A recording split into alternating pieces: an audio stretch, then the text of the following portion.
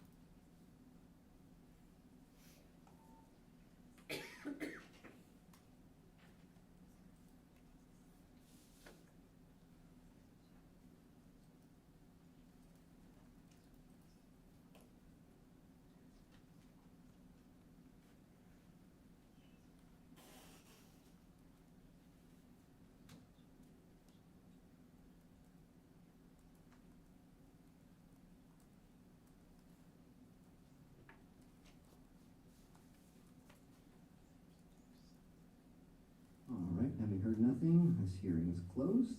Transition to the Pledge of Allegiance. I pledge allegiance to the flag of the United States of America and to the republic for which it stands, one nation, under God, indivisible, with liberty and justice for all. Welcome, everyone. Today is Wednesday, May 22nd. Do I have a motion to approve the agenda? I would like to move that we approve the agenda with one small change, that we pull 5.07, approval of the 2024 BHS graduates, out of the consent agenda so that we can vote on it in its own right. Any, do I have a second? Second. Okay. Roll call? Director Castro? Yeah. Director Champion? Director Frecking? Yes. Director Larkin? Yes. Director Lynch? Yes. Director McGivern? Yes. Director Smithson? Yes. Motion carried 6-0. All right. Start with the BHS girls track. Director Frecking, would you take that one? Sure. Last weekend was a girls' state track meet. The state track medalist, third place was Carson Bohanic in the 100-meter dash. She also broke a school record. Fourth place in the sprint medley relay, Tatum Miller, Abby Riley, Carson Bohanic, and Maya Williams. They ran a season best time and they were 0.3 off the school record. Fifth place in the 400-meter dash was Maya Williams. Fifth place in the 4x200, Maya Williams, Abby Riley, Tatum Miller, and Carson Bohanic. They ran a season best time and were 0.03 from the school record. In the 4x1, Maya Williams, Abby Riley, Anna Ostrom, and Carson Bohanic placed 9th. They did not medal, but they did break the school record. Congratulations.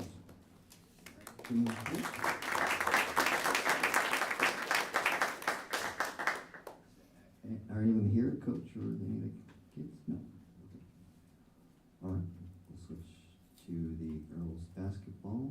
Director Smithson, would you like to take that one? Sure. BHS Assistant Varsity Girls Basketball Coaches and Middle School Psychologist Jennifer Shea. We'd like to recognize her for being named to the Illinois Basketball Coaches Association Hall of Fame for her basketball career at Rock Island High School, Northern Illinois, and then a pro career in Europe. Thank you. All right, I'll take this one. Congratulations to Michael Farmer for being recognized in the Des Moines Register Academic All-State 2024 as one of 25 high school seniors who are regional standouts as Iowa's best and brightest students. And he and his dad are with us tonight. If they'd like to, and Mom, thank you. They'll come up and say a few words. Hi. You can use your drum major voice. Oh, sure. So, yes, this is pretty cool. I mean, so the school, I believe, selected a couple candidates, but then I had to send in my own responses of like some leadership things that have been very important to me, how I've developed, and some fun stuff like what I always do in the morning and stuff like that.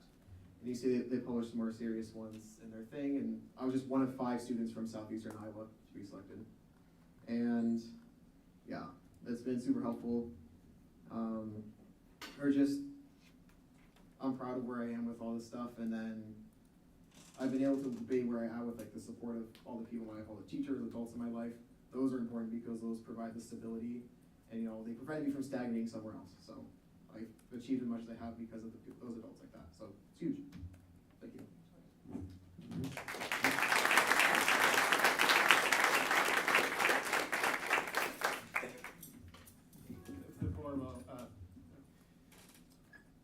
As a parent, as I'm speaking with Mrs. Farmer as well, we've been in this district K through 12.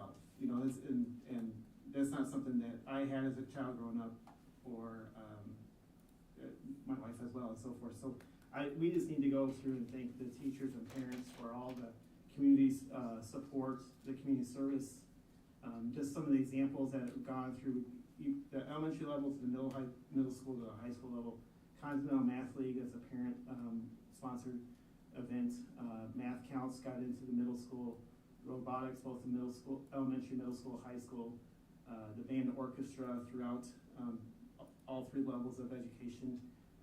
And then even more recently in the high school, the dual credits, the AP credits, as far as that college prep and so forth. But overall, some community service, I think that's tomorrow as well, the community service recognition and so forth. So as a parent, we want to thank the district as well, just in order to help prepare students.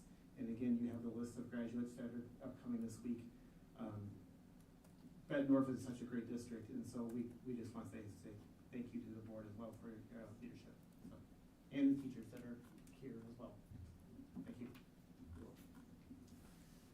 All right, transition to the president's statement. Open microphone. If those citizens wish to address the board during public comment, please check in with the board secretary prior to speaking. State your name and address for the record. Keep your comments to 3 minutes, and please be civil. So open microphone if anyone would like to address the board.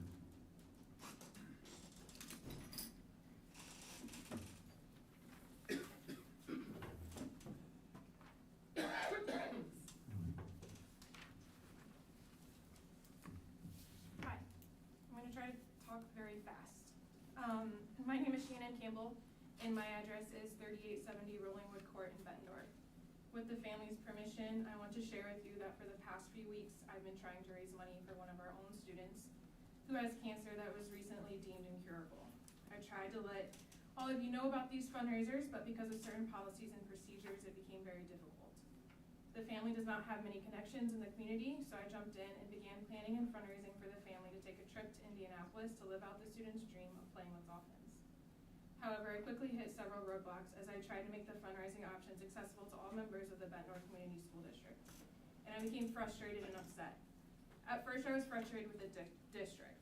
I felt like I had to wait too long and jump through too many hoops just to be able to send out a couple links to the staff. But that's not the reason I'm here. Unfortunately, this experience has highlighted the amount of inequality our students and families face every day. I'm frustrated that because this family does not have many connections or resources as other families that have fought similar horrific battles, there does not seem to be as much help offered or as much awareness brought to what they need. This student has faced adversity for years, being raised by a single mom who's trying to navigate this by herself, having an IEP, and not having a super strong support system outside their immediate family. Are all things that are stacked against this family and student, and me jumping in to help just ended up showing me the true effects of social inequality, and it is in our schools today. We need to recognize this as a community problem and move forward in a way to help all. I wanted to help not just because I'm a teacher and had the student in class, but because I'm a human. I'm a human with a big heart that goes all in and has strong desire to help everyone. However, I quickly found out that because I'm a human that just happens to be a teacher, there were more roadblocks I had to face to bring more awareness to this family's needs. Teachers are held on a pedestal, but at the same time, we have all these extra policies and procedures that we have to follow, which makes it difficult to be a teacher and a human at the same time. I understand why we have these put in place for this type of thing, but I've also been taught to lead with what the family wants, and this family was and is still begging for help. I know I helped this family, and it should not have been this difficult or stressful. I fear that teachers are going to stop wanting to help because of all the red tape, and if that really does happen, we're going to lose sight of what makes this career so amazing. In the past, students have been able to lead fundraisers, and community members have been able to design a t-shirt for families in need. shouldn't it be just as easy for teachers to want to help one of their own students? So please, when the time comes to review policies and procedures, please keep this situation in mind so we don't lose sight of the human touch and can continue to help all of our families.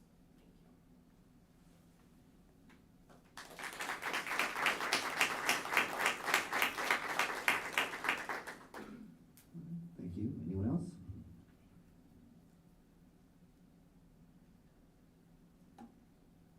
All right, having heard none, we'll transition to board shared communications.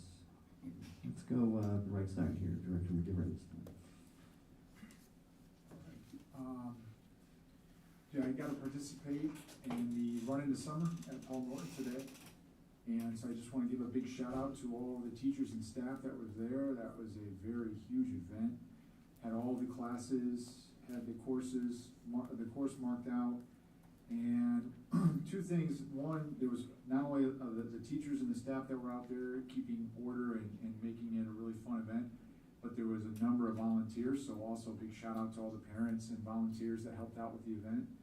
And the other thing that was it was really neat to see and encouraging to see where they started at kindergarten, they moved all the way up to 5th grade, but what I observed is all of the classes cheering on each class, which was really just encouraging to see kids cheering each other on like that and getting them outside, having that opportunity, and the parents kind of hang around and do lunch. And there was a cone of ice. I'm glad I got it before the line got outrageous. Because it does, but again, just wanted a big shout out to everyone that was involved in that event, because that was, in my eyes, worked out really great. I think the kids had a lot of fun, and it's a great ordeal that they do there. So other than that, just looking forward to actual summer here coming up, which I'm sure a lot of people are looking forward to. Yes, Director Smithson. I don't have anything to report. Okay, Director Freckey. Just like to say congrats to all of our seniors. Today was their last day of school. Also a big shout out to Haley Hoyt. Last week she did donuts and decisions for all the seniors, and I know she organized all that and put it together. And it was an awesome deal. And then also the military signing day, and to our guest speaker, who was Director Larkin, who got called on to do that. But that's really a neat thing too that they started this year, and so I want to thank Haley for doing everything, putting that together, and everything she does for all of our kids in the school.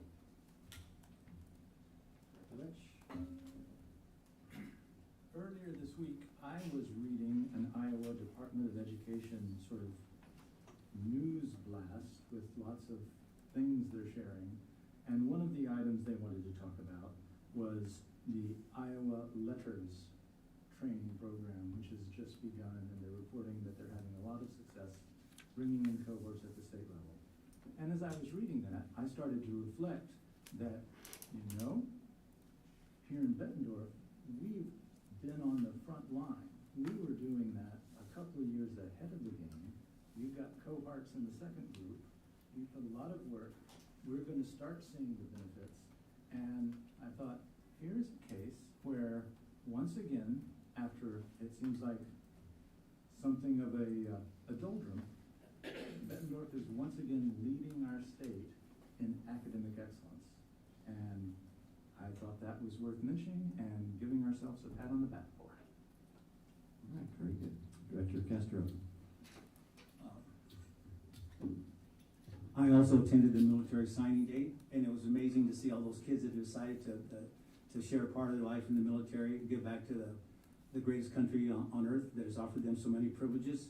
We're not perfect, but we sure are do a lot of great things, and you can only, by your own efforts and application, you can succeed in this country based on your hard work, and you shouldn't feel like you're held back for anything. It was great to see these kids volunteer and do that part of share that part of their lives. And also, there was a check, I remember, I think it was correct amount of dollars I saw for $200,000 to a student VC. Her first name escapes me right now, but I think it was $200,000 check to go to Marquette University and continue with her military career at that time as well. And also congratulations to Riley Frecking, daughter of Kevin Frecking, whose daughter also was honored at the military signing day, and to retired Lieutenant Commander Larkin, who looked like a strap trooper in his military uniform. and you did a great job as well. So it was great to see those kids giving back to their country, and it was just great to be there. All right, thanks very much. I'm always just so impressed with how much we can fit into a day around here, and I know I talk about this often, but it's true. We get more done around here by 9 a.m. than most people do all day.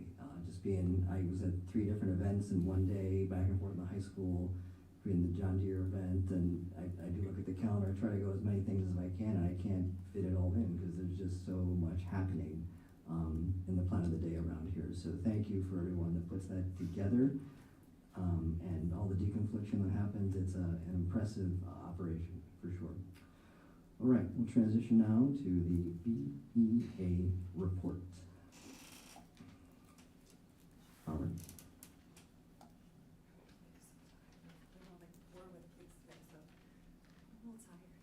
All right, good evening. Not much today. Before we begin, I would like to take a moment to congratulate all of our seniors that will be graduating this weekend. One of my favorite days of the year is when the seniors come back to walk the halls of us elementary teachers in the school and revisit their old teachers, share the what's next with them. And I always say I won't cry, but I usually have most of my kids that will come back and we get pictures and I cry. This evening, I would also like to recognize our incredible and knowledgeable and supportive negotiations team. I'm proud of the strength, tenacity, and solution-focused mindset that they continuously demonstrate daily. I'm so thankful to be surrounded by some pretty amazing humans.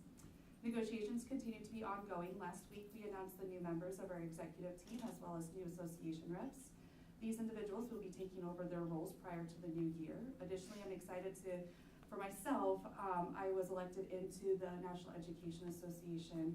Some projects that we're going to be doing, and I'll be in Philadelphia for a lot of July. I'm doing some other things out in Des Moines.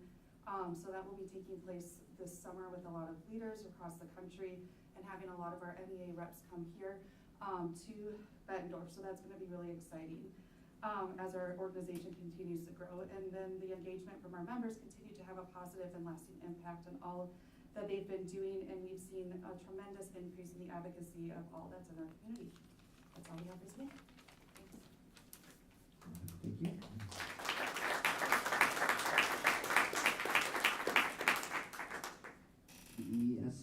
BESA.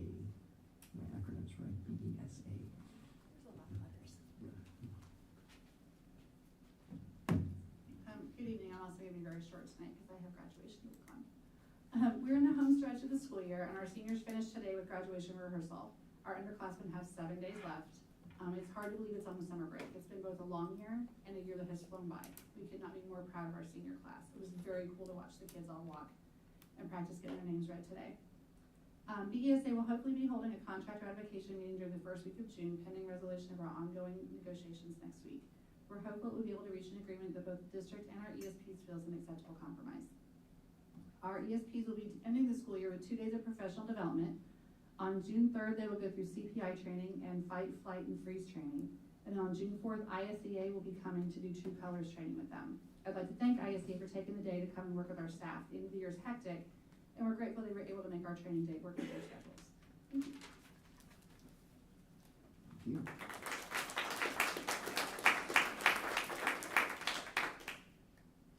BSSA. So while I don't look like Stephanie Stopman, I will be sharing for her. She unfortunately, well not unfortunately, for us, fortunately, she is out supporting the softball game and our sub-state girls soccer, or boys game tonight. So she wasn't able to be here. She wanted me to share a couple things first. Our custodial supervisor wanted to recognize a new custodian on staff, Patrick Scott. He started with us in December and has been a great addition to our team. He's done a wonderful job learning and crafting his role as a custodian at the high school.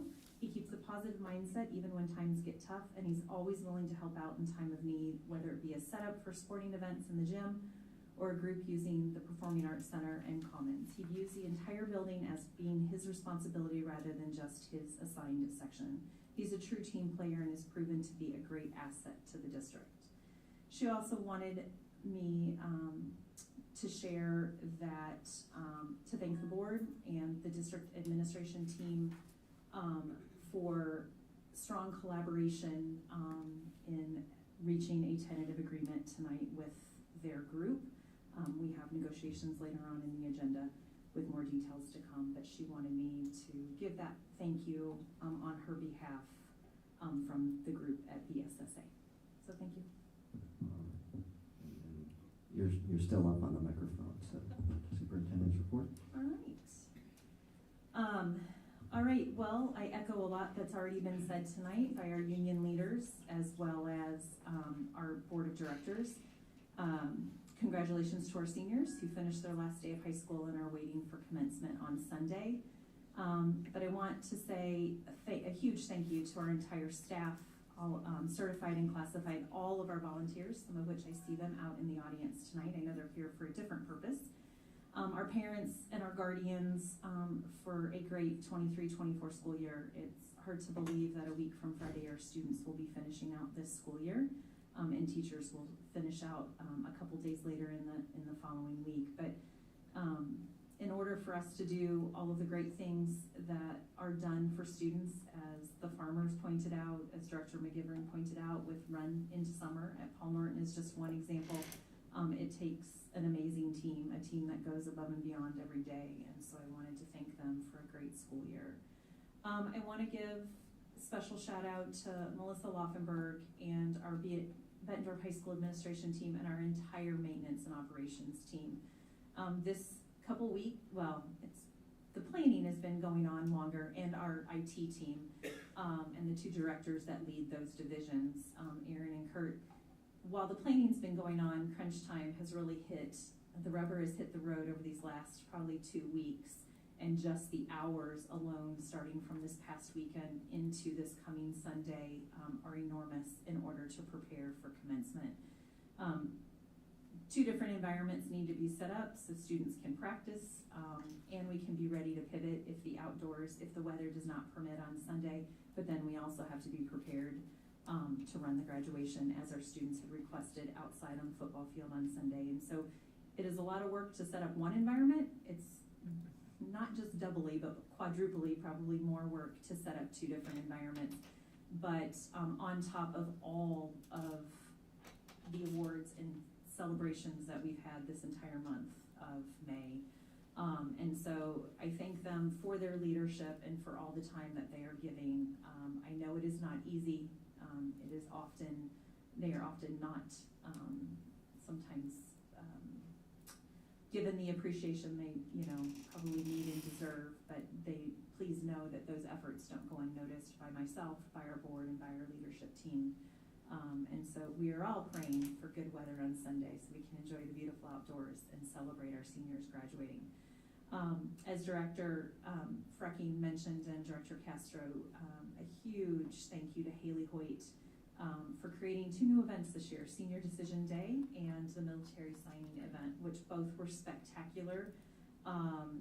There was a lot of time spent coordinating that event. Thank you to our anonymous donor for all of the donuts that were donated that day so our students can enjoy a treat.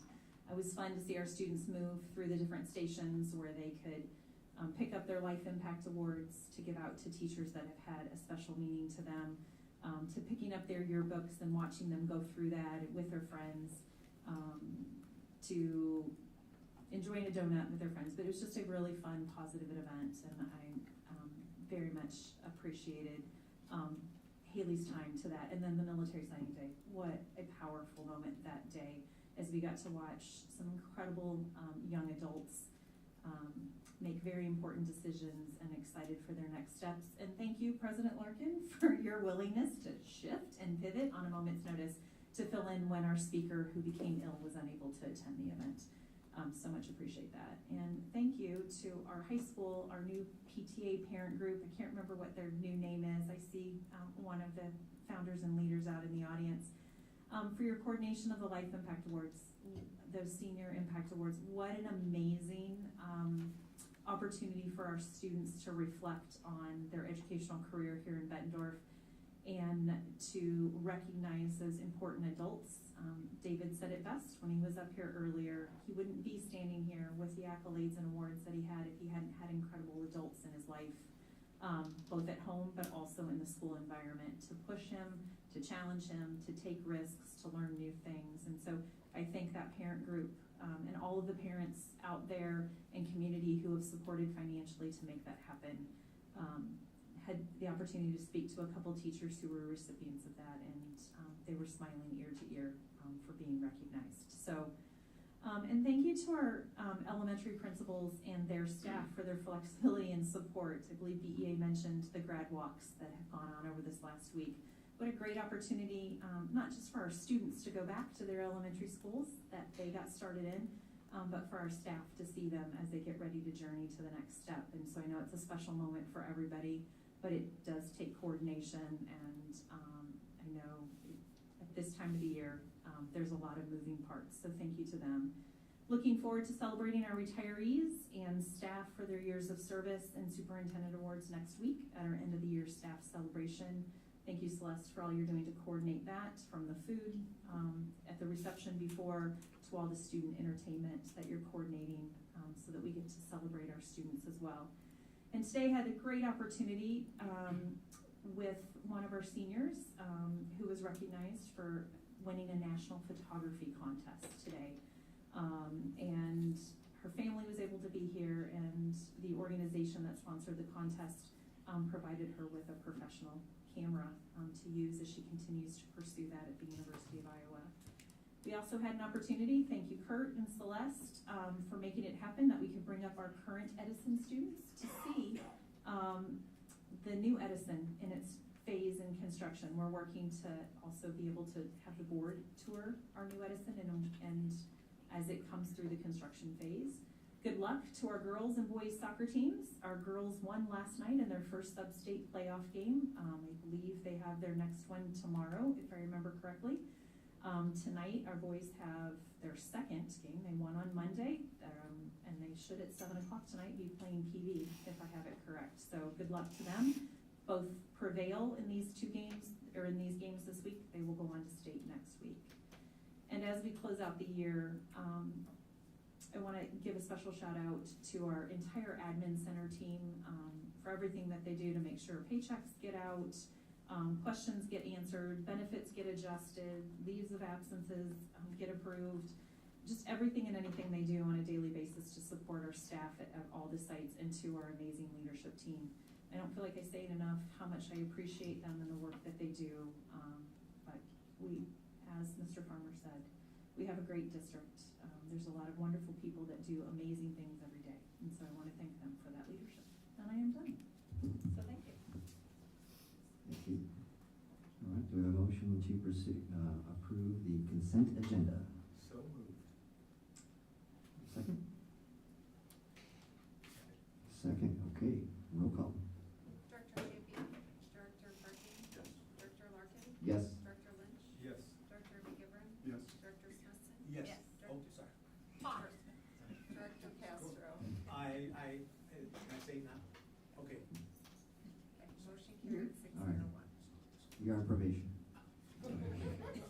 Yes, sir. All right. Do you want to do 5.07 right now or at the end of the year? Why don't we do it now? We do it now. I move that we approve the list of 2024 Bettendorf High School graduates as presented by Principal Christy Clubby. Second. All right, this is what it's all about. So this is why we're here, to get everyone over the goal line. So this is our most important vote we'll have for the year. Yep, roll call. Director Burkey. Yes. Director Larkin. Yes. Director Lynch. Yes. Director McGivern. Yes. Director Smithson. Yes. Director Castro. Yes. Director Champion. Motion carried 601. All right, congratulations, everyone. We'll see you on Sunday, which I found out for us new members, we are up on stage. So just be ready for that. I asked to sit in the auditorium and not take up seats, and I was told I had a place on stage. So One of these days, maybe we'll wear academic regalia. yeah, We're not there yet. not there. Okay, we have a presentation now, and we'll transition to that. So tonight we have our Bettendorf Middle School team. I see administrators, some parents, some other staff here. So this will be the first. Thank you, Alan, for your willingness to be the first one out of the gate.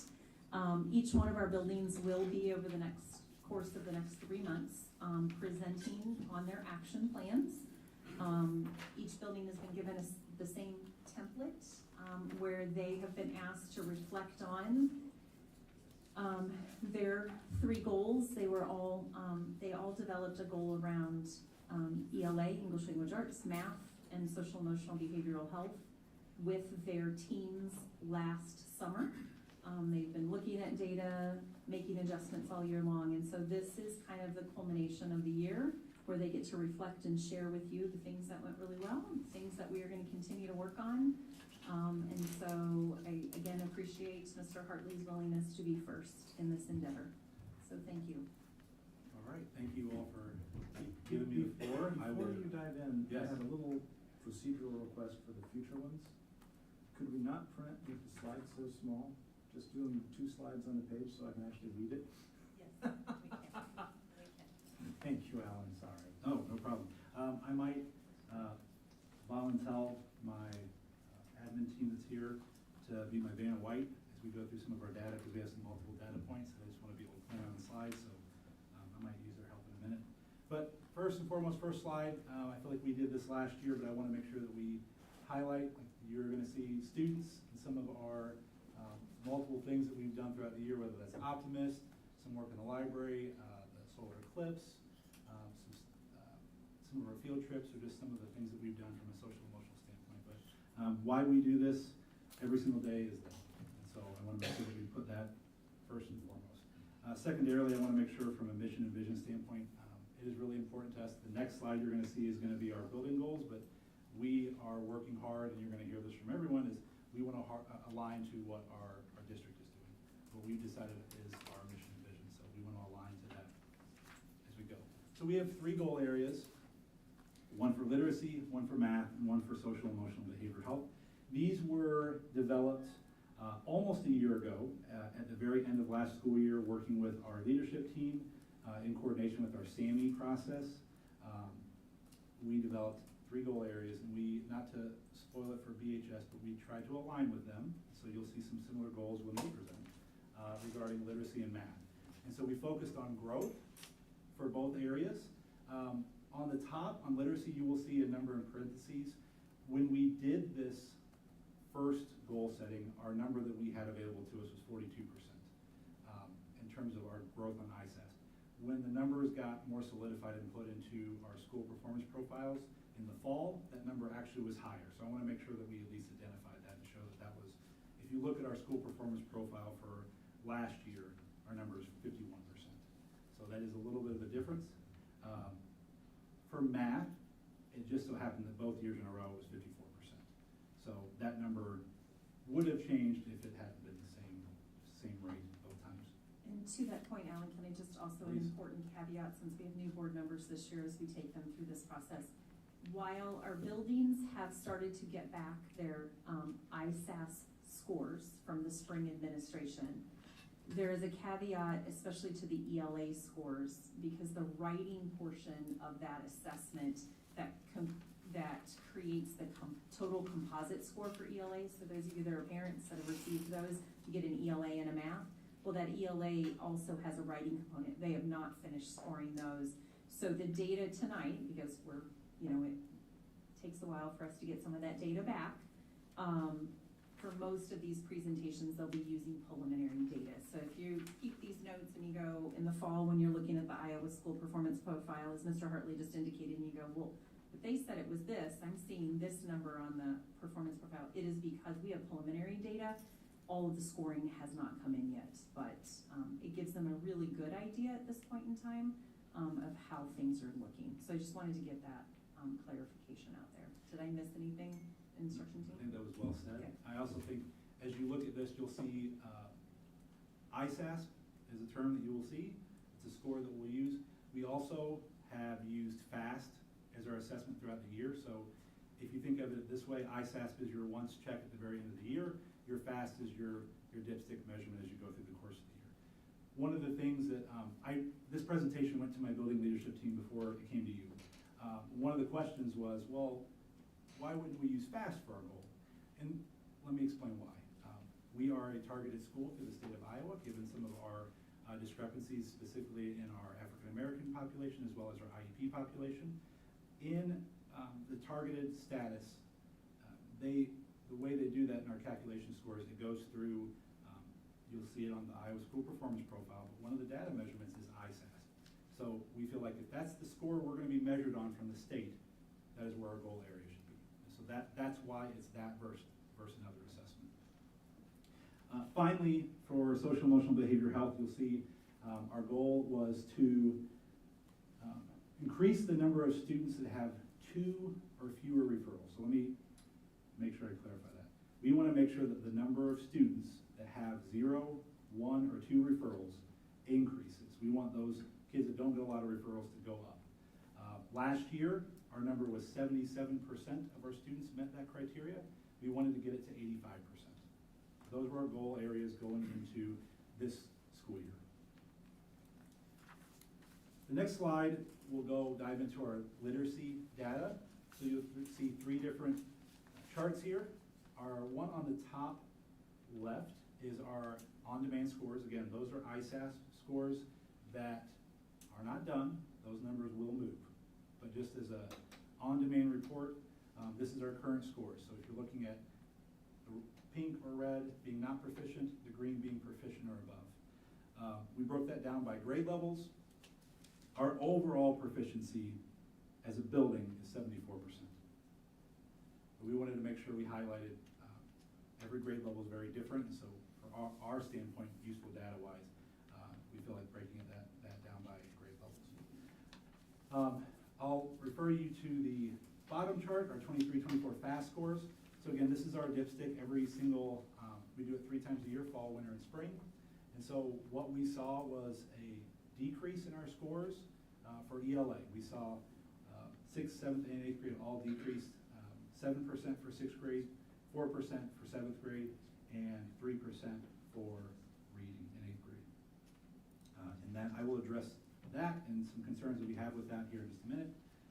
But I also want to go to our growth. So some of what we want to look at too is, and this aligns to our building goal, is we will recognize that some students will come in at proficiency before they even step foot in the door. Some will not. So we want to make sure, are they getting adequate growth, a year's worth of growth? Even if they haven't reached that proficiency level, that would be important. Or on the flip side, if they have reached proficiency, are they still growing? So if you are an advanced student, are you still making those advancements? The top right would show you typical growth, so a year's worth of growth, or aggressive growth, so more than a year's worth of growth. And there we were at 49% of our students achieved that growth.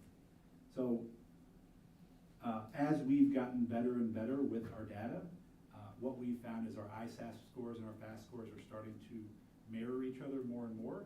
That has not always been the case. So we will find out at the start of next year where our growth data lies. Right now, I would say that we are short on where we wanted to be. With that in mind, looking at some of our professional learning and next steps, I wanted to highlight some of what we've done this year as well as some of the things we want to look at for next year. From a Tier 1 perspective, we have spent our entire year looking at the science of reading using Lexia Aspire, and we've accessed Rhonda Nelson and her vast knowledge to help us with this, but all of our special education teachers as well as our English teachers have been going through this learning, and it has been monumental in their experience and their knowledge. We've also been starting to implement, we've started implementing these strategies in the classroom. So while they were doing learning, they started to take tidbits of this and then put it into the classroom itself. And this work through Aspire is going to allow us to take some next steps in regards to exploring and investigating a potential curriculum. Because when you look at the data, what it's telling us right now is that our Tier 1, our core, we have concerns there. Yes? Could you just clarify for me, am I understanding correctly, Aspire is essentially a professional development curriculum Yes. for using Lexia, or is it for using other tools as well? No, it's Aspire is a professional development curriculum meant to help teach our teachers. And we look at some of the science around reading and some of the core concepts of that so that we can align ourselves to what are the essentials as we go through this. So Director Lynch, also, it is this, I'd say the sister component to letters in elementary. That is a great analogy. Thank you. So Much I better. think you're asking about the Lexia that it's not the same. Thank you. It's a complete, so his question was about Lexia, It is not there's a. an online platform Yes. called Lexia, and this is not that, correct? Yes, yeah. No, there is a, yes, there is a Lexia program that students can use. That is not what this is. No. Lexia is a company. Yeah. So Lexia does letters, Lexia does Aspire, and then they have their online platform. So it's an overarching term. So that, working with that company and working through this program, along with Ms. Nelson and our ELA and our special education department, along with our academic interventionists, we really have seen, we've really aligned our thinking in terms of what are the most important things that we need to have from an ELA perspective. And that's gonna help us as we start looking at our tier 1 in our curriculum. So that was a big takeaway for us this year, and I would say our scores are reinforcing that need for core intervention and tier 1 intervention. Additionally, we are exploring creating a stronger environment for our FAST testing that equals our ISASP testing. One of the things that we have looked at is we do our FAST testing throughout the course of the day in class, and we give a lot of emphasis to ISASP as a test. And so we're gonna, if these are our two main assessments, we're gonna change up a little bit of how we assess, so we can give that maybe a late start and just try to be a little bit more intentional about that testing environment. So that's something that we are looking at and we talked about as a leadership team. From a tier 2 perspective, next steps, we are going to be incorporating a win time or what I need time into our schedule next year. We're going to be doing that 30 minutes a day, 30 minutes 4 times a week, so Monday, Tuesday, Thursday, Friday. That'll be going into our daily schedule, and we are again working with the curriculum department on the best way to incorporate WIN and how to make sure that is good for our students, but also good for our staff. And so we have a planned rollout that I would say is a multi-year process, but really being intentional about next year, really being solidified on the same page and having a singular direction as a team, and then expanding that out. A focus of WIN will be ELA, and then you'll see in a minute math as well. From a tier 3 perspective, we had transitioned our boost classes to more of an intervention outside of the class setting. So maybe going 30 minutes at a time, and that time would vary based on the student need. We're gonna take that back, we're gonna step back from that, and we're gonna put it into a class. So these students are gonna get daily intervention, and these are gonna be our most intensive tier students. If you think of tier 3, you think of the triangle. This is a very small percentage, and one of the things that we found when we talk about supportive tier 1, we've been over-identifying students into our tier 3 environment. And so students that need support, they've been pushed to our boost classes, and that's become a really, we've overwhelmed it. And so to work with win time, to work with our tier 1, and then moving our boost class to a class setting, we are hopeful that we're gonna find more success that way and more time to get them the intervention they need. That is our literacy for this year. From a math standpoint, very similar charts, you'll see similar data points. From an ISASP perspective, we are looking at our on-demand reports. 67% of our 6th grade students are proficient or above, 71% in 7th grade, and 80% in 8th grade. For our FAST scores in math, in the lower part of the slide, you'll see that we had a 9% drop off in 6th grade. We stayed level in 7th grade, and we rose by 2% in 8th grade. And I would say, as a team, we are very concerned about the drop in 6th grade, but we're also not happy with staying level or the 2% growth. That's not where we want to be. That's not good enough for our teachers. From a growth standpoint, what we saw was 54% of our students made growth, typical growth and aggressive growth combined. So from a FAST perspective, it would say that we are, if that number translates to our ISASP, we are in line with staying at that 54% growth across all of our students. To go back, our ISASP data overall proficiency right now for the building would be 72%. So those are our data points from a math perspective. Now, from a math, professional learning and next steps, you're gonna see some similar things that I just talked about from ELA. This year, our math department, led by Ms. Diericks and Kim Awald at the AEA, they were doing PD to center around some core teaching and from our math, for our math team, and looking at how to align some of our practices. And then they've been looking at how to implement what's been learned in PD in the classroom. So what are our next steps there? We are still looking at the idea of exploring or investigating a potential curriculum down the road. We are realizing from a math perspective as well that our core or our tier 1 is in need of assistance. That is something that is we have discussed at length in our building leadership team. And then again, looking at FAST and the way that we test to make sure that we are creating an equitable environment there. From a tier 2 perspective, again, looking at our what I need time, making sure that we are setting aside that concentrated time for those students that need that short burst of intervention, and then through that, hopefully, when we transition our boost students to a class, it will create a smaller environment that we can have a more intensive intervention. If there are no questions, I'll transition to SEBH, Social Emotional Behavioral Health.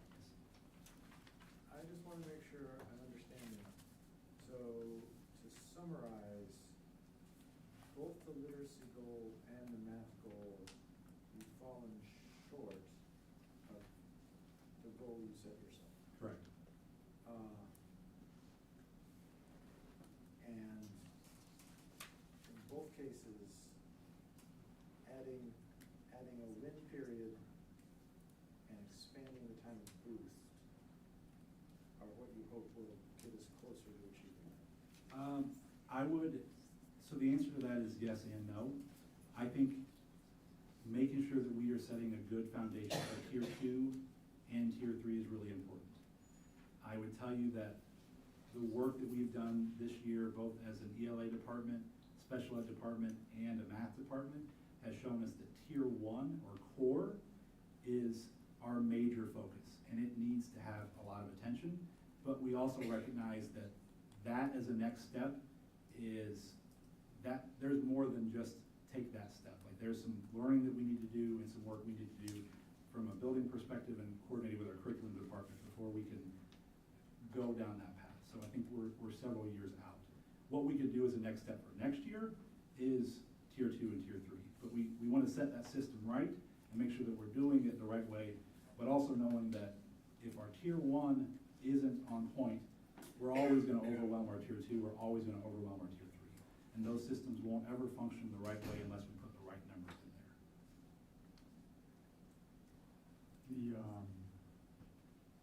Kind of piggybacking off of some of that discussion and everything, so I'm guessing that on this professional learning and next steps, is that a lot of that was derived? I guess my question is, what do we have in place for real-time feedback from the teachers as they're going through? And was there, I apologize if I'm not familiar with those, but was there a significant curriculum change this go around as to why some of those numbers, as you said, kind of went down throughout the year versus seeing that growth? In terms of, when you say real-time feedback, do you mean with teachers? Yeah, I guess what I'm saying is, do we have methods in place for real-time inputs, whether it's because of the curriculum or they're observing students are having maybe a tough time with X, Y, and Z and saying, hey, this may not be moving the mark like we need to. And then same question for, okay, now as we come to the end of the year, a look back feedback on lessons learned, what do we think took, what do we think didn't take, Yes. things of that nature? So the short answer is, our PLC time is a great opportunity for our teachers to look at, from a grade level perspective and content area, to look at their data, both real time in the moment and looking at assessments. We also are checking our scores, our grades, and our building leadership team. That is in the structure of our agendas. That is one of the major components that we have, and we look at that every time we meet to see, is this working, is this not? And then our team is very, very good about going back to, let's just say there was an issue in, I'll pick on Ms. Maxwell since she's right here. If there was an issue in, hey, we're seeing our 6th grade ELA numbers dropping some. We had the advantage of Ms. Maxwell sitting on our team. Let's say she wasn't. We would say, oh, can someone go talk to Ms. Maxwell and say, hey, what's going on? Because there's usually, I mean, they're the content experts, and they would have an answer to say, well, we've done this, this, this, this, and this is what we're getting ready to do. A really great example of that is from a math perspective, our 8th grade math team, Mr. Halverson and Mr. Hines, we saw a significant drop from one meeting to the next in their scores, and we were able to say, hey, what's going on? And Mr. Halverson is part of our leadership team, and he was able to dive in and say, here's what we've been doing, and here's what's coming up next. And we saw, the next meeting, we saw a significant increase. And so they are able to show us real-time interventions and real-time strategies that they're using. And some of those strategies they've learned through our PD.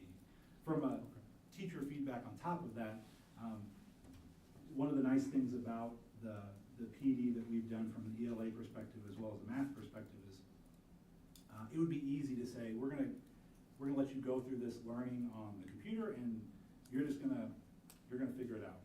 But through the curriculum department walking alongside us and having that coach experience, which has been valuable, and you're gonna see that we did that from a SEBH perspective last year. Having that coach alongside to learn has been crucial. They've been able to walk alongside us and say, here's what we're thinking, here's what we hope you're seeing, are you not, are you, and then what do we do with that? But they've been able to be instructional supports for us along the way. Thank you. Back to the literacy goal, Mr. Hartley? Yes. Can you just give me just a lightning round deal of what the Aspire components of reading, what are the main essentials of the Aspire components of reading? What is it, phonetically trained, or what, just 30,000 feet, what is it?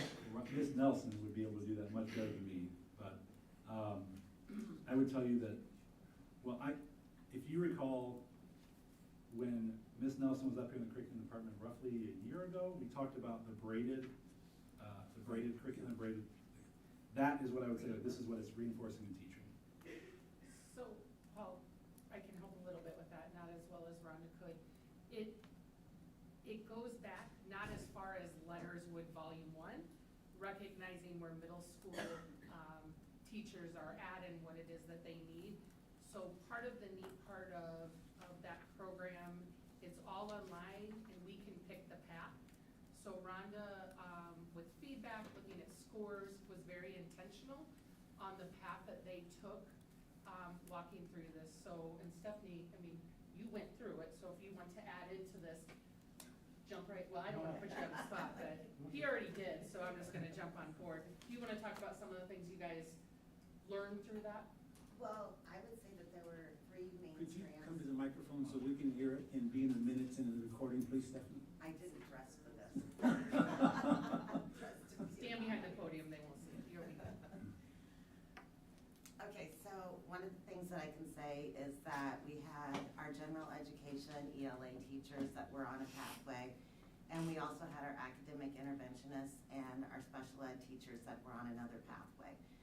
Many of us took the same courses, but our pathways had a different order based on the needs that they felt were needed by our students at that time.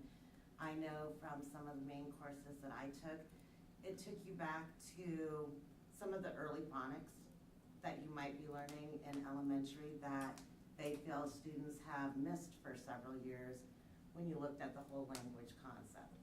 And it's looking at how do we build that skill with those students to eventually increase their comprehension, because that's the goal. Take them back to the basics so that they go from just learning to read to reading to learn.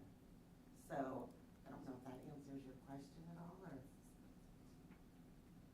So it follows the science of reading in that. I think today your guys' one was around assessments. Yeah. And things like that, and I think that wasn't initially in the pathway that we had created, but with feedback and looking at things, it was something we felt was critical for them to be able to. The other part is, we've created a pathway, but they have access to all of the videos that they want. So there's lots of other videos in that I know that teachers have taken advantage of, like I feel I need more on this, and there's a video module there. Our advantage is typically they would do this on their own and, you know, learn that way. Rhonda's been able to come in, bring them together as a group and have those discussions, and really walk through what are the challenges, because this is a shift for a lot of our teachers at the middle school and the high school level, just like we've seen, and have those conversations. What does that look like? And the ability to go into the classroom, try it, and then come back and talk and say, yay, nay. So I think we've had such an advantage of having Rhonda there to guide those discussions. Unlike letters, there's no live sessions that are built into Aspire already. So we kind of got to build in our own live sessions. Okay, then I have one more question, lightning quick. For the math goal and your increasing proficiency, like, do you look at the number of like D's and F's and saying, why are we doing this, what's going wrong, then try to improve that? Is that kind of a starting point where you go improving math proficiency? Our letter grades is, that's one of our main points of emphasis as we look at it. And I would say, our letter grades, there's a lot that we are looking at from the perspective of what does a letter grade tell us? And I would tell you over the course of my time here, that's become more and more evident that needs to have some attention, and that's been a lot of what we've talked about in our building leadership team, is making sure that aligns, because there should be, ideally, right, if you get to this point where 80% of your students are proficient, you would hope that would mean that would line up and correlate with your grades as well. And what we're finding is that's not entirely true. And so that has to have some major work, but that is something that we look at every single time we meet. We have our D and F list, and we run those, and we break that down by how many students have 1 or 2 or 3, and that is a conversation point that we have. And generally, one of our litmus tests is are we meeting the needs of 70% of our students? And if we're not, it's a tier 1 issue. And that's what we've found consistently across our building is it's not just this small pocket of students. This is a whole building issue that we have to attack right now. And the building and our teachers see that, and I hear them say that. So one of the comments, Mr. McGivern, you had said about curriculum, and I would tell you that one of the most telling things is we've gone through Aspire, and we'll say, well, we've never had curriculum. And we've had teachers out there that are excellent and content experts, and they're making their own things, and they're doing as well as they can, but we want to do more for them, and we want to give them more so that they can take some of the weight off their shoulders of, let's go make this. Like, let's give them a curriculum, let them go with that, and then build on that and differentiate and extend and excel. So that's going to take, that's not a, hey, it's June essentially, let's get in there by August. That's going to take a couple of years for us to do that. But our teachers have been excellent about seeing that, identifying it, and they're ready to go. They are ready to learn, explore, identify what they want next. Last question. In both the literacy and math, you've got creating a stronger environment. What does that mean? So, very simply, in FAST, what we do is we'll say, all right, everybody that has math first period, they're going to take the FAST test. Everyone that has math second period, they're going to take the FAST test. And you'll see studies, or you'll see people say that taking a test in their content area in that class would be the best environment to take that. And that is true to some extent. what we have found is, we'll also see the day that someone's taking a fast test, they'll have another test in another class, another content area. So what we were trying to emphasize was the day that we take our, and this has been a journey for us. It used to be that fast would go over the course of 2 weeks, and it would be different periods, and it'd be all over the place. This year, we really aligned it to like 1 week. We're gonna identify this as our fast testing week. On Tuesday, we're doing ELA. On Thursday, we're doing math. Fast testing is happening building-wide that entire day. And so we were trying to emphasize those quiet hallways, making sure we're trying to limit passing. We're trying to eliminate the number of students that have additional assessments beyond that, because we want to say this is a really essential test. We didn't get where we wanted to go in terms of, again, students had other assessments. It wasn't the environment wasn't as conducive for a test as we would like. A great example would be if you had fast testing in 4th period. If you're a 7th grade student, there's a likelihood that you could have been you might have rushed because lunch is coming. I can't change lunchtime. And so we're disadvantaging you from that perspective. What we want to do is we have a really good system that we've developed for ISASP where we do a late start schedule, and we emphasize that this is our set time for testing. Everyone's doing it, and it's all hands on deck, we're testing. And that has really proven to be a really good environment for ISASP. We want to do that same thing for our fast test at least 3 times a year. Thank you. Thanks. What's your classroom size? Do you think have anything to do with this? Like, I know your 7th grade class as a whole is pretty small, correct? Yes, our 7th grade class is. Is your 6th grade class the largest class in the building?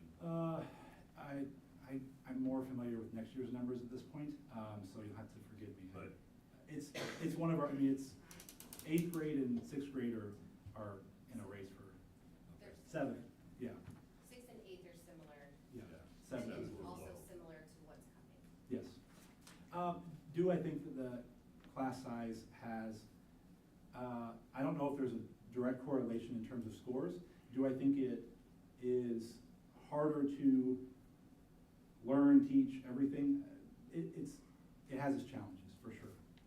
I don't know if that's a direct correlation to our scores, though.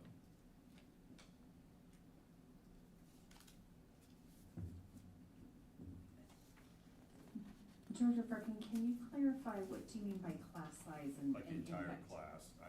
I just, If it's just not like, looking at the math and literacy for the 6th graders, they seem to have the largest negative. And I was wondering if they had the largest class or they had larger class sizes that the teachers are, instead of having 22 kids in a class, maybe they have 30.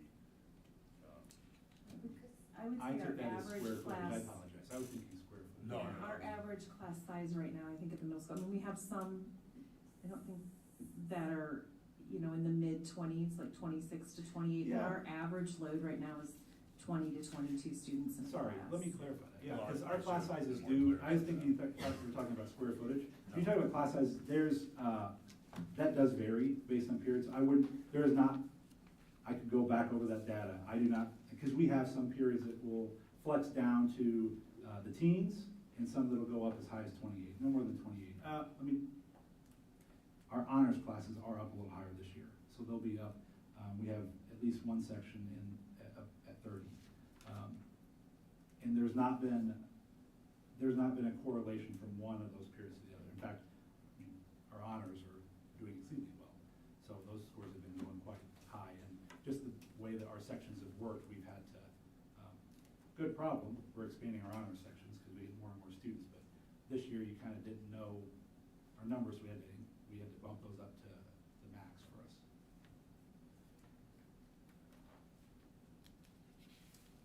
Okay, thank you all.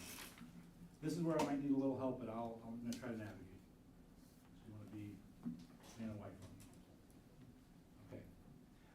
From an SCBH standpoint, I wanted to really emphasize, there's a couple different data points. I wanna remind you, our goal area was looking at the idea of increasing those students that had 2 or less referrals. So I'll start with that in mind. If you go to the bottom left corner, you'll see that last year, and I wanted to try to look at last year data where I could. Last year, 77% of our students were there. This year, to date, 83% of our students have made that same criteria, so we have jumped. Did we reach 85? No, we did not. Now, I will point out Mr. Fry, Anna Fry, one of our academic coaches, him and I were in a meeting at the very end of the day, and he did point something out. I said, I'm going to say this at the board meeting. One of the ways that we access our panorama, one of the ways we look at our data is it gives you current enrollment. So the students that are currently in the building. That doesn't mean the students that have left over the course of the year. Because I think all the students that have come through the building matter for us, so that's why that 83 is there. If you want to look at students that are here with us today, our percentage is 85%. So that is good. I like that. But I don't want to discount the students that have gone through and maybe have left because of family obligations or they've gone to other districts, whatever that may be. So we did not reach 85%, but I do think that was an aggressive goal, and I like that we've made that progress. From on the top left-hand side, this is our self-assessment survey, and I wanted to make sure that I highlighted this. This shows you our school-wide implementation of PBIS, our classroom-wide implementation of PBIS, and Tier 2 and Tier 3. And so what you'll notice is those numbers are sitting at 82%, 90%, 82%, and Tier 3 isn't on there, but I would say it's somewhere close to 77 or 78%. And I point that out because that is taken by our staff. That is our teachers, our paraeducators. That's their view of our building, and that's really important to me. And that's what they're saying we are doing right now from a school perspective, their classrooms, as well as Tier 2 and Tier 3. So when I think about the journey that we've taken on social emotional behavior health, I am quite pleased with that data. On the right-hand side, this is our tiered fidelity inventory. So what that shows you, you'll look at, it's color coordinated, and you'll see 4 data points there. The first one being the first month I started the job, up until we took our last one in February this year. And what I want to highlight is just this year. You're going to see that we took a dip in Tier 1, and I'm going to explain why in a second. You're going to see that we stayed on the course but dipped a little bit in Tier 2, and our Tier 3 implementation has dipped a little bit but stayed where it needed to stay as we've grown. So here's how I would reflect that data. From a Tier 2 and Tier 3 perspective, we have learned quite a bit. Tier 2 was an emphasis for us last year in our SST teams. Tier 3 was our learning focus this year. And what we have said is when you know what you're doing, you're going to be a little bit more critical about what you score. And so we are better at what we do, and we've recognized there's more holes in and more ways that we can improve. So we're a little harsher on ourselves from that perspective.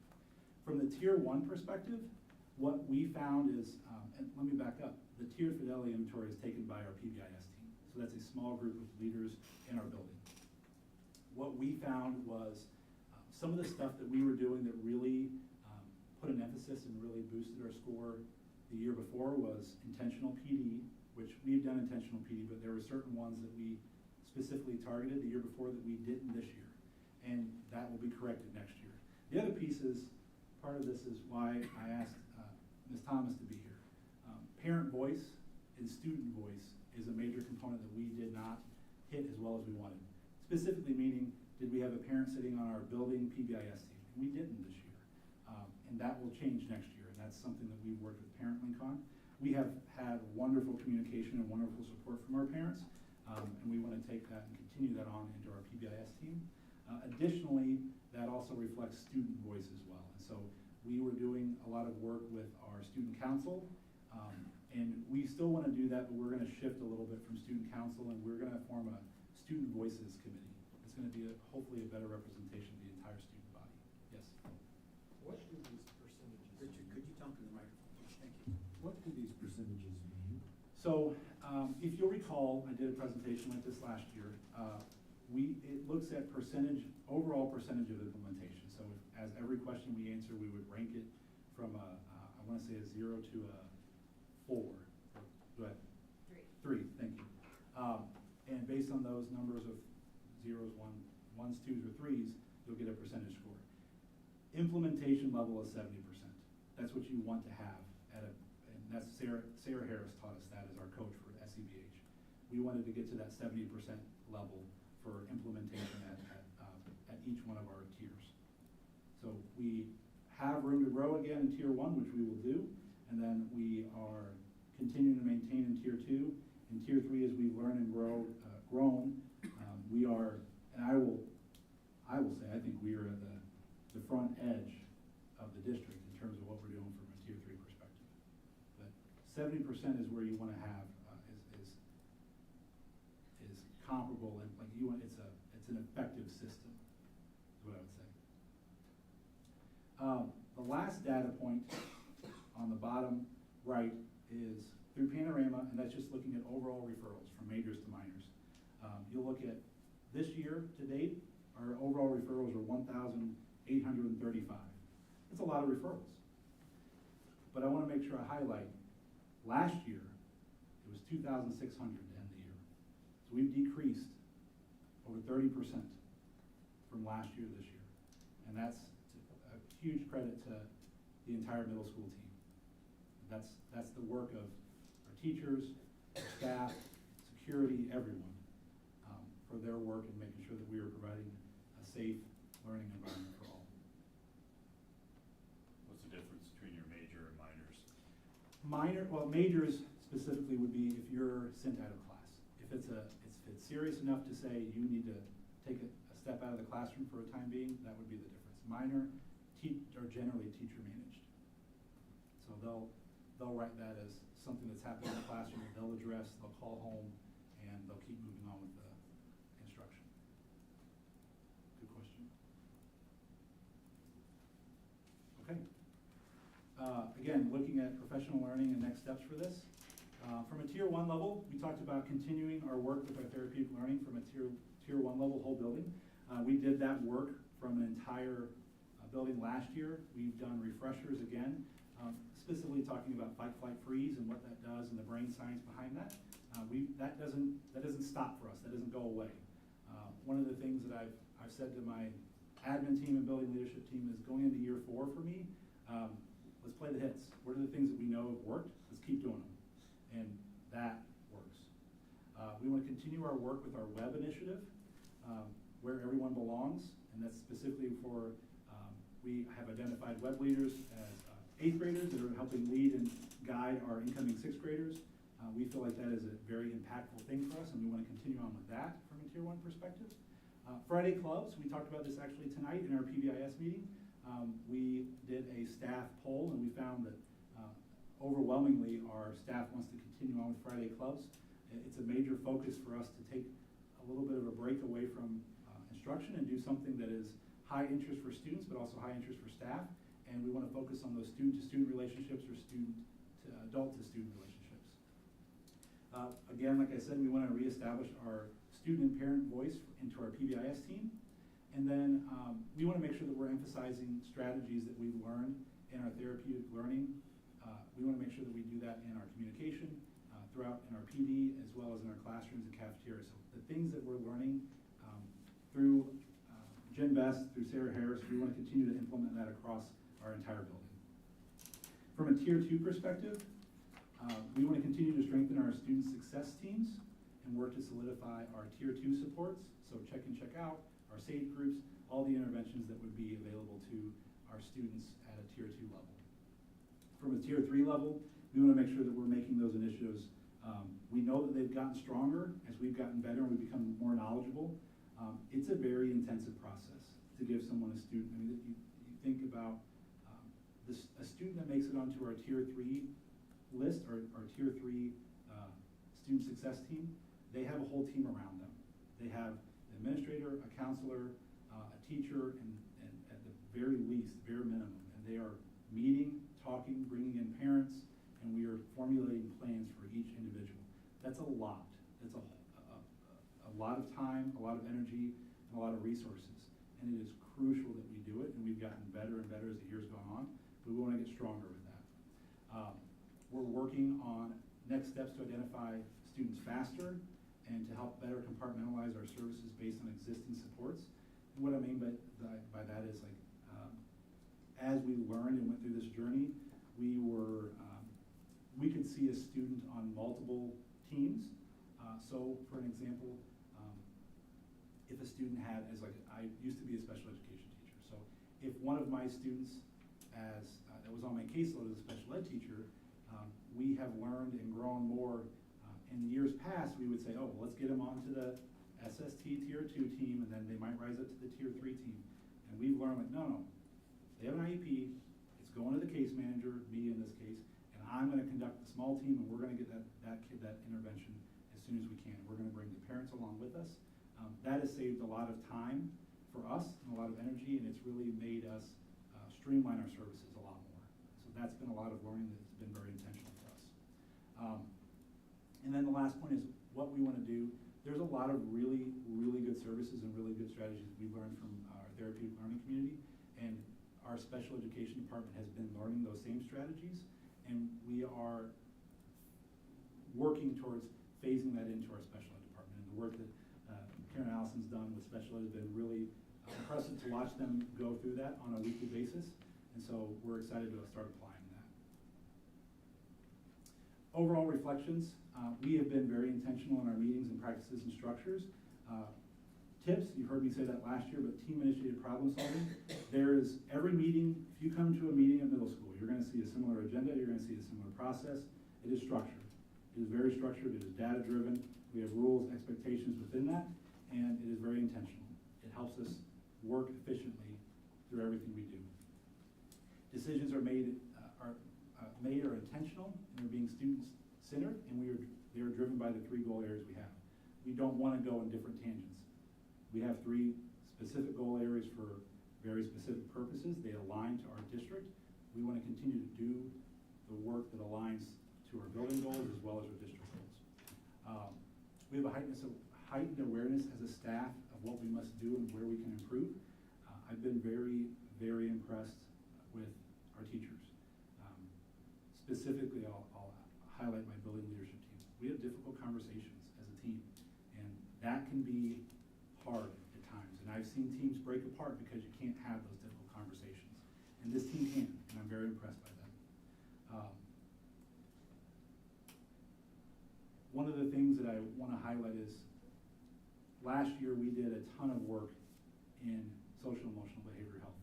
I think we're seeing the results of that. We're starting to see the results of that. We are hoping to continue that. We have realized through our data, through our efforts, that we're going to need to put that same energy into our academics now. We can't stop what we're doing with SEBH, but we got to put that same emphasis, that same time into our academic services, specifically our core and our Tier 1. And that's going to start with a learning journey for all of our teachers. And then we're going to push that out to our students over the next several years. And then I just want to say, as a reflection, we have a strong foundation. We have a really good team. We have really smart, caring teachers. And we're going to continue to grow and move forward as a team as we go into next year.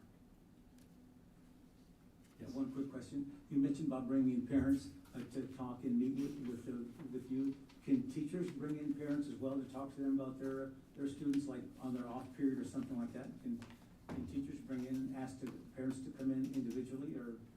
I've seen them do that. It doesn't happen as often as, it doesn't happen that often, but yes, I've seen parents come in off teachers' request. We do have some teams that will meet with multiple teachers with one parent. But yes, that can happen. I think there's an opportunity for that to happen more, but that is something that's available to them. Yeah, is that data collected then? How many teachers do they have to, is that data available? How many teachers ask parents to come in? And how could you do it more if you'd like to see more parents come in? Some of that would be an emphasis. I mean, one of the things that we do is we really emphasize the idea of communication with parents, whether that's from a referral standpoint, whether that's an academic standpoint. One of the ways we could look at that is through a call log or a contact log that we keep in Infinite Campus. I would say in terms of trying to increase that, that would just be something that we would bring to our building leadership team, and that would be an emphasis that we would try to make from the beginning of the year and say this is a goal for us. I'll say something we did put in there is we did change our conference, the way we do our conferences this year. Prior to this, we were aligned with our elementaries and doing 2 nights in a row. We switched to more of a model that reflects the high school. We saw a lot more parents this year. Now, is conferences the best time to have that conversation if someone's struggling? No. And so that's something that we need to continue to work and grow on. I think we found with technology the way it is, there's a lot of ways that we can meet in a lot of different areas. And we have a population that care. And so we have a lot of parents that are willing to be there and put the time in, so we appreciate that. Thanks, John. Just to quickly back up that, so you mentioned having parents as part of the PBIS. What, is there a process to that? Do they volunteer, or do you guys go, is it kind of a net that's casted at the beginning of the year? Or what would if a parent says, oh, that's something I would want to? So far, I suppose our lucky souls that get to go to Parent Link and do so much for us, continue to ask them for help. And so I want to keep with, I feel like the people that are willing to, and Annie's, I mean, if you don't know Annie, you really should. She's amazing. And what she does is, you just don't let her kids graduate from the district. She just does, and since last year, she's taken on Parent Link and she's grown that. And I was lucky enough, over winter break, they had a leadership meeting. I don't know if you were together or if you were on a call. I was on a call. I was recovering from surgery, but I got to listen to them talk, and you wouldn't think this is a group of volunteers. They're a very cohesive group with a very centralized mission, and they go together. And so I haven't had to cast a wider net. I like to funnel them to Parent Link to say, go here first. And then from here, I got plenty more that keep coming. But I want to get them there first because of everything they do and all that they offer to our students and to our teachers. If you haven't been to a Parent Link meeting, I know I haven't had, because usually it conflicts with another meeting I'm having. I only hear amazing things about it, but I've been to a couple of events where they're at, either leading the event or supporting the event. It is amazing. I encourage you to go see them in action. I believe Annie is transitioning out of middle school Parent Link. No, you're staying, okay.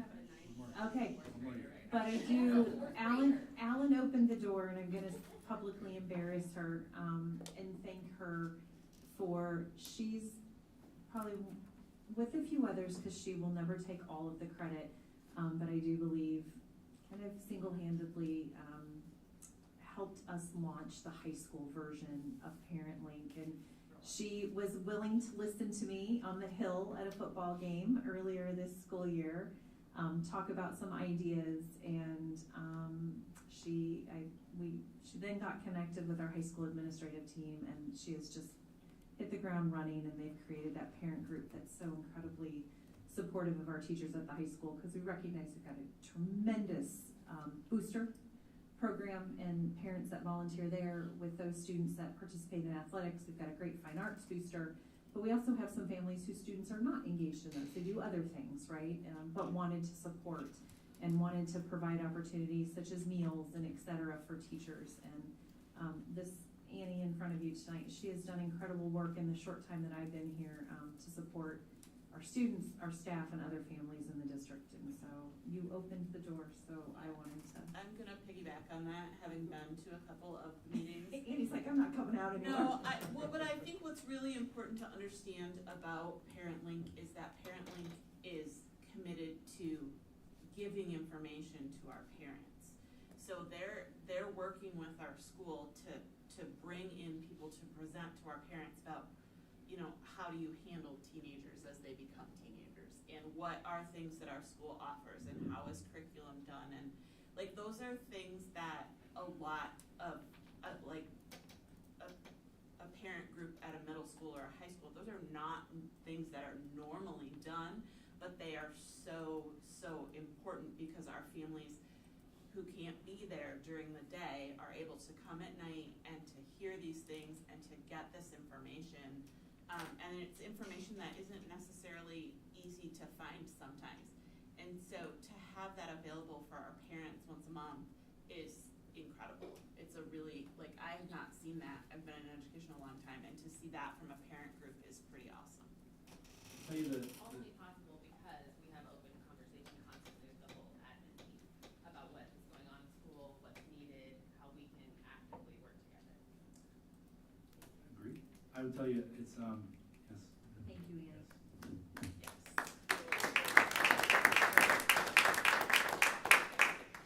I'll tell you that the secret sauce for us right now is use your resources. I am not an expert. I do know how to talk to people. I do know how to line up resources and get people in front, and I'll back away. I can get out of anybody's way if I need to, if they're an expert. Annie's a good example of that. Our teachers are a good example of that. My goal is to eliminate obstacles for them. I'm gonna end with a quote. It's my favorite quote, and I'm just thinking about Annie and thinking about the teachers. Margaret Mead, if you don't know who that is, never doubt that a small group of thoughtful, committed individuals can change the world. And in fact, it is the only thing that ever has. I would say that's what we're doing at middle school right now, and I'm very excited. Our numbers aren't where they want to go, but I have full faith that we're moving in the right direction. Thank you, Alan. thank you.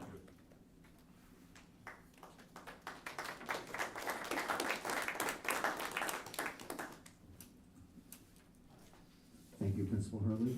A meaningful presentation there. I like getting those updates. Everyone else does too.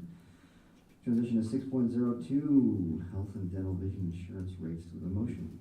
Move we approve the proposed health, dental, and vision insurance rates for the 2024-25 plan year as presented. Any seconds? Second. Roll call. Director Larkin? Yes. Director Lynch? Yes. Director McGivern? Yes. Director Smithson? Yes. Director Castro? Yes. Director Champion? Director Frick? Yes. Motion carried 601. All right. The budget amendment. Do we have a motion?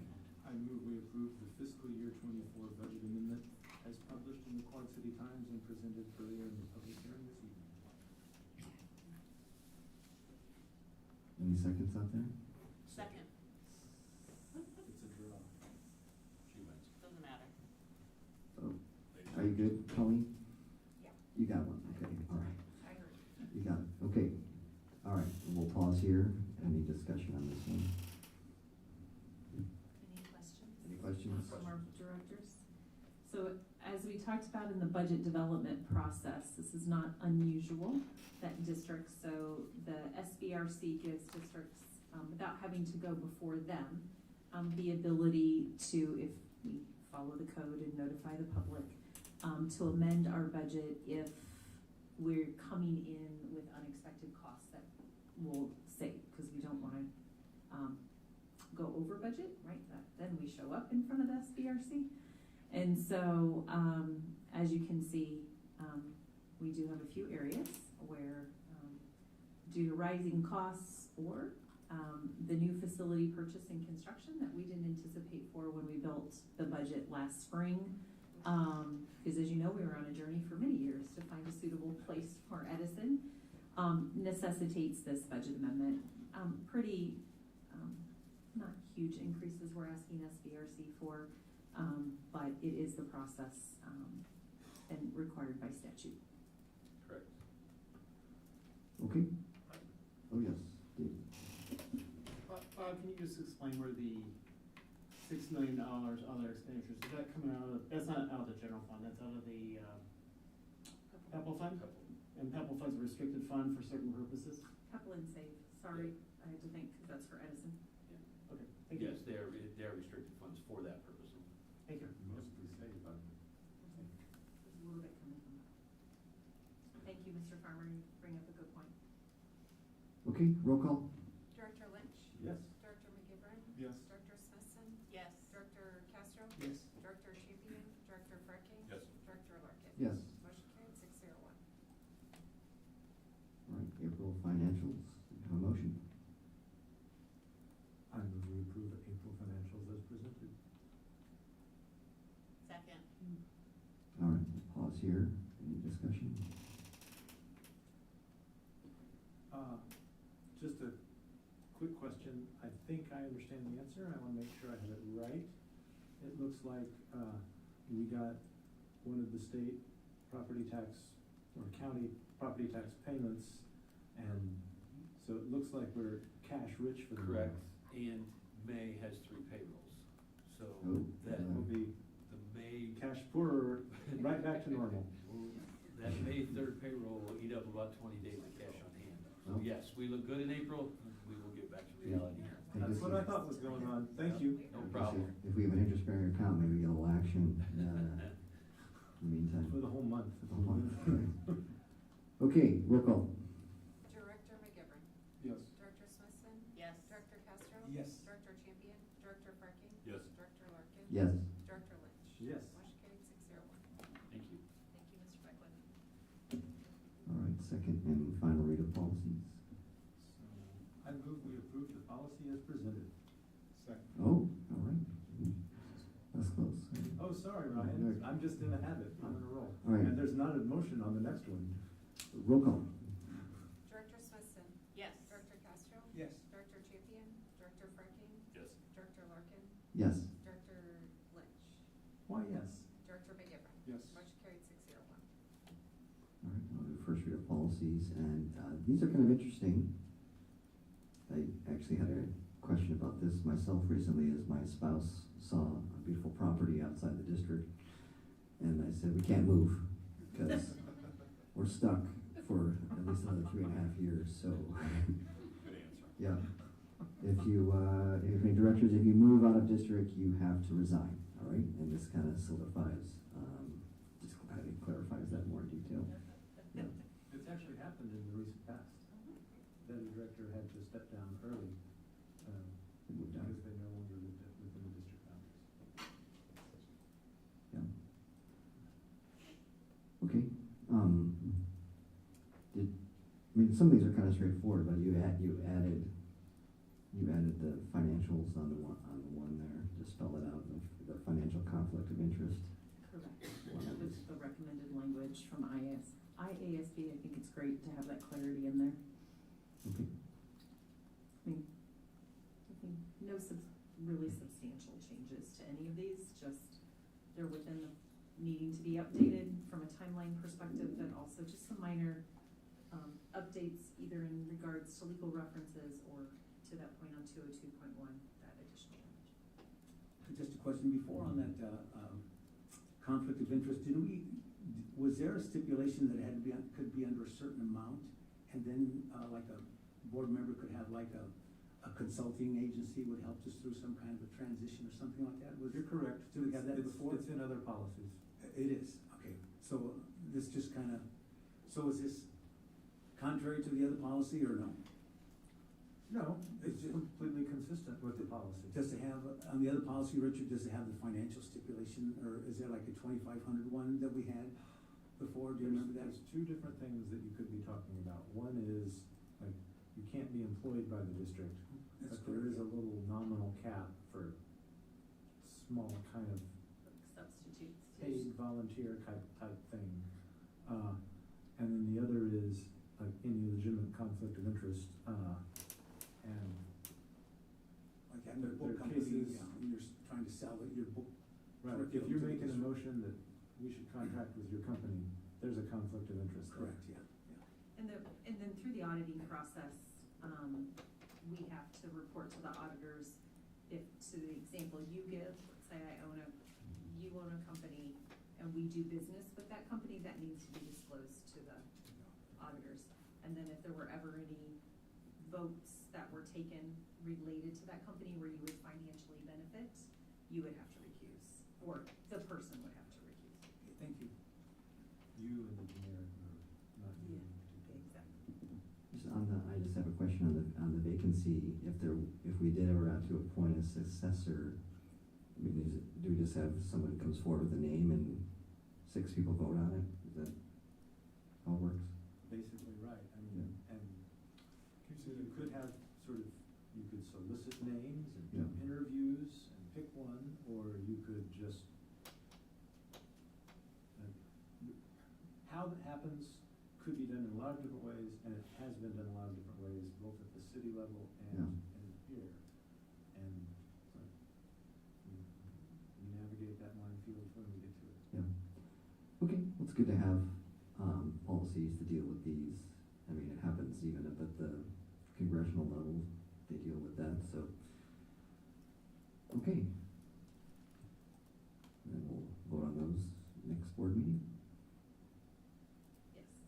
Also see it's encouraged that everybody run for reelection too, so just point that out. That's a new addition. Director Castro, you've done a really good job of following that guidance. Yeah. Paul Castro policy, yeah. You're done? Yeah. I'm just saying, waving to the board members. Okay, upcoming. Paul will be the first to advocate for term limits. Please get me out of here. All right, tomorrow night, at the Edison Academy, I will be there.